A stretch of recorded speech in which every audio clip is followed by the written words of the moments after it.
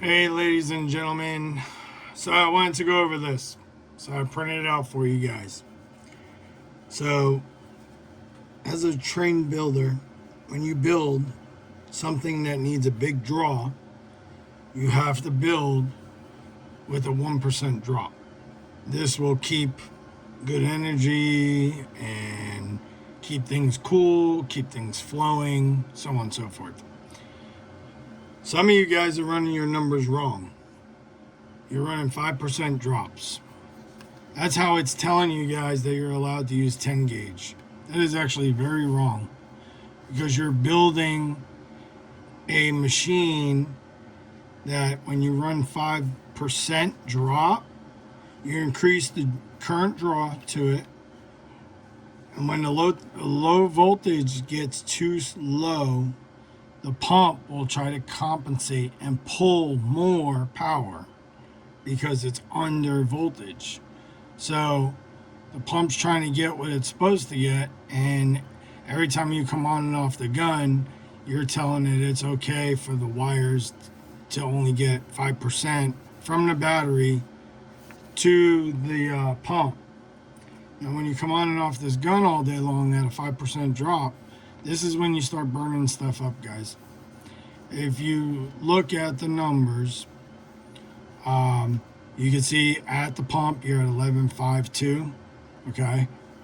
But then on our 4 gauge over here, see how you're at the pump at 11.88, almost a half a volt. That's a long running time, a half a volt, guys. This is the stuff we're telling you. This is what we're trying to explain to you. So when you feed clean power to the pump, you keep power, you store power, you don't waste power. With these 5% drops that are not, like I said, when you're building a pump, that's where you're counting on the pump to do all the work, right? This is what you bought the pump for. So you got to feed the beast with the right wire so you don't burn up wires with this one.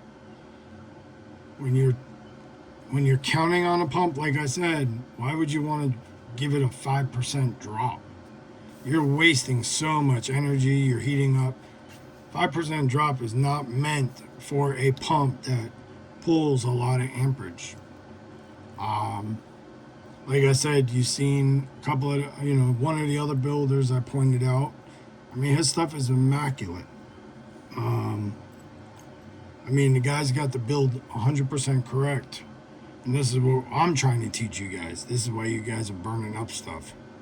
But with a 1% drop, you're getting optimal performance. You're getting higher efficiency with it.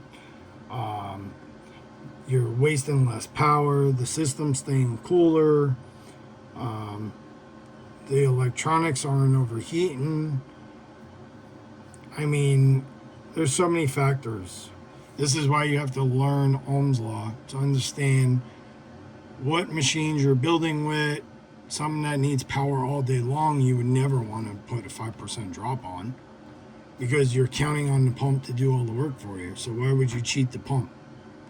That's where you guys are having a major problem. I don't know where you're getting your info from, but you never do a 5% drop on a build like this. It's the same as the reels. They're all asking for pretty much the same voltage. They should all be wired pretty much the same. And you want a 1% drop because you don't want 5% to the reels. That means you're getting less voltage to the reel. You know what I'm saying? And then the wires are going to heat up. So that's what I'm trying to explain to you guys. Hopefully that makes more sense. Other than that, really, and this is being serious, there ain't nothing else I can show you guys. I showed you the reason why the drop. I showed you yesterday the reason why the Remcos stay running now because they put 40 60s and they took out the 30 40s. Other than that, guys, you got to run your numbers, you got to run your distance, you got to run everything. And then from there, you'll know what to build.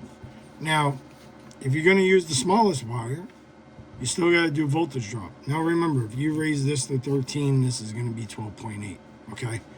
So you guys get that.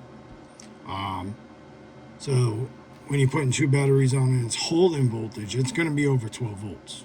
This is just showing you with one battery, when it's reading 12 volts, this is what you're getting at the pump, which the pump is a 12 volt pump, so it should always get 12 volts. So that's why I was telling you guys you need more than 2 batteries on a system like this.